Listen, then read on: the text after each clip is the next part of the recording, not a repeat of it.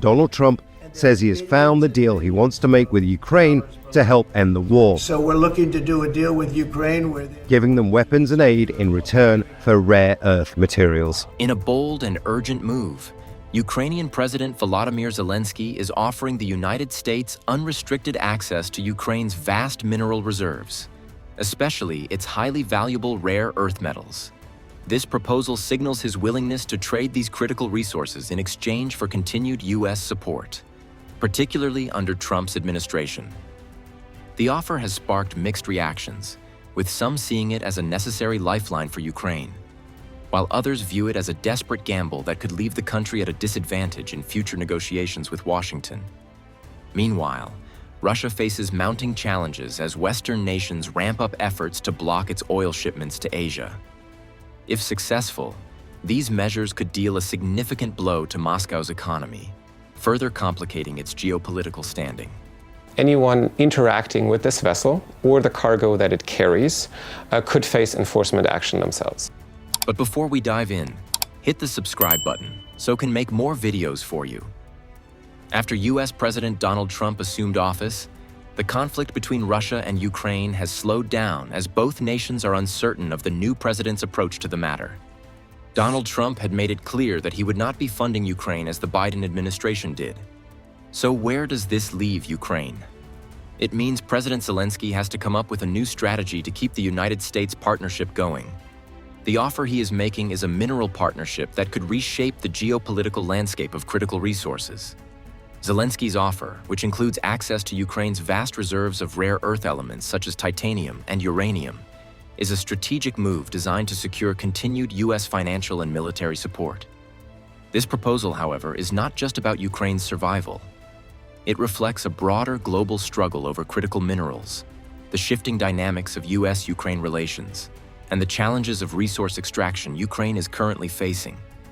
Zelensky's pitch to Trump is rooted in Ukraine's rich but underdeveloped mineral resources. The nation's geological landscape boasts approximately 20,000 mineral deposits encompassing 116 distinct types. Notably, Ukraine holds the largest titanium reserves in Europe, accounting for about 7% of the world's total. These titanium deposits are primarily located in the northwestern and central regions of the country. Titanium is indispensable in industries such as aerospace, defense, and medical devices due to its exceptional strength-to-weight ratio and corrosion resistance. Why is this so important to the United States? Well, the answer is simple.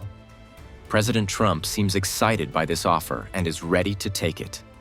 We're telling Ukraine they have very valuable rare earth. We want what we put up to go in terms of a guarantee. The United States has encountered significant challenges in sourcing titanium, a metal critical to aerospace, defense, and other high-tech industries. Historically, the U.S. relied on domestic production of titanium sponges, the porous form of titanium used in manufacturing. However, with the closure of the last U.S. producer in 2020, the nation became entirely dependent on imports to meet its titanium sponge requirements. In 2023, the U.S. imported a record 42,000 tons of titanium sponge, primarily from Japan at 77%, Saudi Arabia at 13%, and Kazakhstan at 9%. This reliance on foreign sources poses strategic vulnerabilities, especially considering the complex geopolitical landscape. Recognizing these risks, the U.S. government has been exploring avenues to diversify its titanium supply chain. In 2022, Ukraine's titanium export grew by 21%, with approximately $157 million worth of titanium ore, and the United States being a significant importer. However, integrating Ukrainian titanium into the U.S. supply chain would require careful consideration of extraction, processing, and transportation logistics, as well as navigating the complexities of international trade agreements. This is what Zelensky hopes to sort out with the Trump administration. In addition to titanium, Ukraine possesses significant reserves of lithium. Lithium is a critical component in the production of batteries, ceramics, and glass, making it essential for the burgeoning electric vehicle market and renewable energy storage solutions. These lithium deposits are distributed across the central, eastern, and southeastern regions of Ukraine. Now, this is why Zelensky's deal may be tempting for President Trump. The United States is experiencing a significant surge in lithium demand, primarily driven by the rapid adoption of electric vehicles, advancements in consumer electronics, and the expansion of grid storage solutions. In 2023, the U.S. lithium market was valued at approximately $1 billion, with projections indicating a compound annual growth rate of 12.6% from 2024 to 2030, potentially reaching $28.5 billion by the end of the decade. This escalating demand aligns with global trends. In 2020, worldwide lithium demand stood at 292,000 metric tons of lithium carbonate equivalent. Forecasts suggest a substantial increase, with expectations of reaching approximately 2.5 million metric tons by 2030. Notably, the battery sector, especially for EVs, is anticipated to be the primary driver of this growth, with demand from this segment alone projected to rise from 113,000 metric tons in 2020 to over 2 million metric tons by 2030. In the US, this upward trajectory is even more pronounced. Analyses predict a nearly 500% increase in lithium demand by 2030, translating to almost 412,000 metric tons of lithium. However, the ongoing conflict with Russia poses substantial challenges to the exploitation of these resources. Estimates suggest that about 40% of Ukraine's metal resources are currently under Russian occupation, particularly in the eastern regions where many mineral deposits are located. This situation complicates extraction efforts and deters potential investors due to security concerns and geopolitical instability. The Ukrainian president's proposal is a calculated effort to appeal to Trump's transactional nature. By offering access to these resources, Zelensky hopes to secure long-term U.S. support, which has been crucial in Ukraine's fight against Russia. Trump, for his part, has expressed enthusiasm for the deal, stating that he wants the equivalent of $500 billion worth of rare earths in exchange for U.S. aid. This aligns with Trump's broader emphasis on economic payback and reducing U.S. dependence on China, which currently dominates the global supply chain for rare earth elements. While all these are important factors driving this deal, it still does not explain everything. So, what is going on? The truth will surprise you. Recent statements by U.S. Defense Secretary Pete Hegseth have emphasized that it is unrealistic for Ukraine to regain all territories occupied by Russia since 2014. He suggests that efforts to reclaim these areas might prolong the conflict and increase suffering. Hegseth also noted that the U.S. does not support Ukraine's accession to NATO and expects European nations to take on more responsibility for Ukraine's security. This leaves President Zelensky in a very uncomfortable position. He knew about this weeks before now, since he had been communicating with President Trump and had probably been preparing to get a favorable deal with the United States. However, a substantial portion of Ukraine's mineral wealth is located in regions currently under Russian occupation. Estimates suggest that a bulk of Ukraine's critical rare earth mineral resources are in areas annexed by Russia, including parts of Luhansk, Donetsk, Zaporizhzhia, and Kherson regions. This situation complicates Ukraine's ability to fully capitalize on these resources without a resolution to the territorial disputes. This is explained by Ukraine's parliamentarian. We can do it only when the territory of Ukraine, when it will be liberated. If a peace settlement results in Ukraine ceding these occupied territories to Russia, it would likely lead to a permanent loss of access to these valuable mineral deposits. Such an outcome would not only impact Ukraine's economic potential, but also affect any agreements with the U.S. or other allies concerning the exploitation of these resources. For the U.S., securing access to Ukraine's minerals is not just about economic gain. It's a matter of national security. Rare earth elements are vital for advanced military technologies, and the U.S. currently relies heavily on imports, particularly from China. By diversifying its supply chain through Ukraine, the U.S. could reduce its vulnerability to geopolitical disruptions.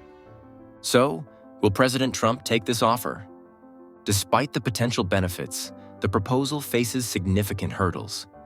Ukraine's mineral industry is underdeveloped, with limited infrastructure and geological data. The war has further complicated matters, making it difficult to conduct surveys and develop mines. According to experts, it could take many years to bring a new mine into production, a timeline that doesn't align with the urgency of Ukraine's current needs. Moreover, the private sector remains wary of investing in a conflict zone.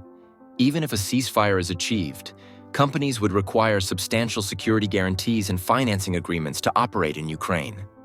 Zelensky has emphasized that the proposal is not about giving away Ukraine's resources, but rather establishing a mutually beneficial partnership. He says the Americans help the most, and therefore the Americans should earn the most. The proposal also includes discussions about using Ukraine's vast underground gas storage facilities to store U.S. liquefied natural gas, positioning Ukraine as a hub for European energy supplies. This could further enhance Ukraine's strategic importance to the U.S. and its allies. The success of Zelensky's proposal hinges on several factors, including the outcome of ongoing diplomatic efforts and the willingness of both sides to negotiate specific terms. While Ukraine looks to minerals for economic leverage, Russia faces its own crisis, the growing threat to its oil exports. Western nations are moving aggressively to disrupt Russia's shadow fleet, which has allowed it to evade sanctions and maintain energy revenues. But can this strategy succeed? A crisis is unfolding in the Baltic Sea, where efforts to crack down on Russia's shadow fleet are reshaping Europe's strategic landscape. More importantly, this battle will serve as a crucial test of the limits of international maritime law. In recent months, European governments have become increasingly worried about Russia's shadow fleet. This term refers to a group of old oil tankers with unclear ownership that help Russia avoid Western sanctions and pose risks to important infrastructure. A key event in this situation involves the oil tanker Eagle S, which Finnish authorities seized after suspecting it of damaging the Estlink 2 underwater power cable. On December 25th, the Eagle S, a 74,000-ton vessel flying the flag of the Cook Islands, was reportedly on a routine voyage loaded with 35,000 tons of unleaded gasoline from a Russian port when it crossed the cable's path in the Gulf of Finland. Finnish grid operator Fingrid recorded an abrupt outage on the Estlink 2 cable, and underwater investigations soon revealed an anchor drag mark extending for almost 100 kilometers. Authorities suspect that by dragging its anchor along the seabed, the tanker may have intentionally or negligently caused widespread damage to a critical infrastructure link that supplies power between Finland and Estonia. This event, now under intense criminal and civil inquiry, shows the multiple risks posed by vessels operating illegally. Russia's shadow fleet has proven to be one of the most ingenious and controversial tactics in Moscow's playbook for evading Western sanctions. Recent estimates, including those from the Kyiv School of Economics as reported in Le Monde, indicate that nearly $10 billion has been invested to create a fleet reported to number around 1,000 vessels, a staggering figure that proves the scale of this operation. One might ask, what hidden challenges lie beneath such an audacious strategy? These vessels, often reflagged under countries with lax regulatory oversight and operating with opaque ownership structures, now transport roughly 70% of Russia's seaborne crude oil exports, and in some cases, up to 90% for crude specifically. In practical terms, this means that key Asian markets, predominantly India and China, continue to receive millions of barrels per day of Russian oil despite Western efforts to constrain its revenue. India, for example, has ramped up its imports to levels exceeding 1.7 million barrels per day, while China, though more cautious, remains a significant buyer. Such figures not only highlight the operational success of the shadow fleet, but also invite questions about the long-term implications of this evasion mechanism.